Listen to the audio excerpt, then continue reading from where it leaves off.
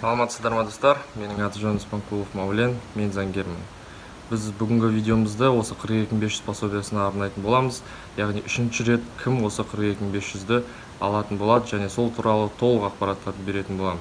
Ең алдымен осы тақырыпқа өтпестен бұрын менің Instagram парақшама және YouTube каналыма осы тіркеліп кетіңіздер. Көптеген осы 42500-ге байланысты, яғни толық ақпараттарды, қандай ақпарат шығады жаңалықтардан, бүкіл ақпараттарды осы менің видеом арқылы YouTube каналынан көріп отырасыздар. Кеше ғана, яғни осы 17 шілде күні еңбек министрі осы 42500 туралы осы толыққанды негізі айтып кеткен болатын.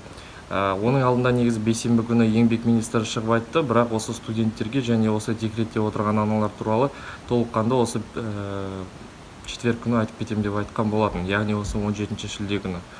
Соған байланысты негізі студенттер мен декретте отырған аналарға акцент жасаған болатын. Ең алдымен достар, кімге негізі смс-тар келді, осы 42500 сізге түседі деп 14-14-тен, ол негізі фейк емес. Сіздерге осы 42500 шынымен де сіздерге ұсынып отырды 42500-ді.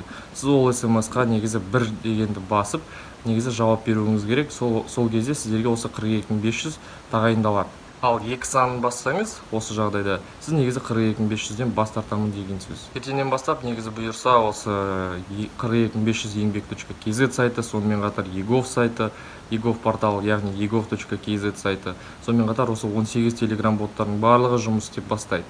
Осыған дейін негізі ешкім заявкаларын тез арада беріп үлгерді деп ойламаймын. Соған байланысты негізі бүгіннен бастап, яғни осы 17-сінен бастап негізі берсеңіздер болады өздеріңіздің заявкаларыңызды. Сонымен достар, заявканы негізі бір-ақ рет және бір ғана сервистан, ол бір ғана сервистан дегеніміз, сіз телеграм боттан жіберсеңіз, 42500 еңбек.kz сайтынан немесе Егов сайтынан жіберіп керек емес, бір-ақ рет жібердіңіз, сосын барып соның жауабын күтуіңіз керек. Ал енді достар, осы негізі студенттерге және сонымен қатар осы декретте отырған аналарға тоқталып кететін болсақ, ең бастысы студенттерге мынадай жағдай. Егер сіз студент болып жұмыс істемесеңіз, доходыңызды, яғни осы табысыңызды жоғалтпасаңыз, сіздерге негізі 42500 теңге берілмейді. Ал егер сіздер студент болып және параллельно бір жерде жұмыс істеп жүрсеңіздер, яғни официант болып, трудовой договормен негізі бір жерде жұмыс істеп, продавец-консультант болып жұмыс істеп жүрсеңіздер, негізі сіздерге 42500 теңге тағайындалады, оған негізі заявканы жіберсеңіздер болады.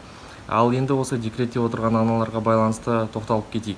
Декретте отырған аналар бір жасқа до года осы алатын пособиялармен қатар 42500 теңге түспейді.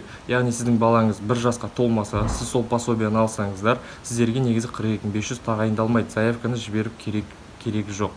Ал егер сіз бір жасқа дейінгі балаңыз негізі бір жастан үлкен болған жағдайда, сіздерге негізі 42500 тағайындалады. Бірақ ол қандай жағдайда? Мысалы, сіз до года балаңыз өсті, бірақ ары қарай сіз негізі жұмысқа шықтыңыз, содан кейін барып өзіңіздің доходыңызды, табысыңызды жоғалттыңыз. Осы карантинға байланысты. Сол кезде ғана сіздерге негізі 42500 теңге түседі.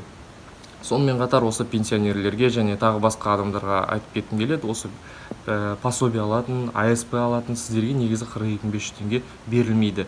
Сразу айтайын, өйткені оны еңбек министрі негізі айтып кеткен болатын. Осымен достар, негізі біздің видеомыз аяқталды. Біздің осы Instagram парақшама және сонымен қатар YouTube каналыма тіркеліп кетіңіздер. Алдағы осы 42500-ге байланысты барлық жаңалықтарды осылай видео ретінде сіздерге салып отырамын. Назар аударғандарыңызға рахмет, сау болыңыздар.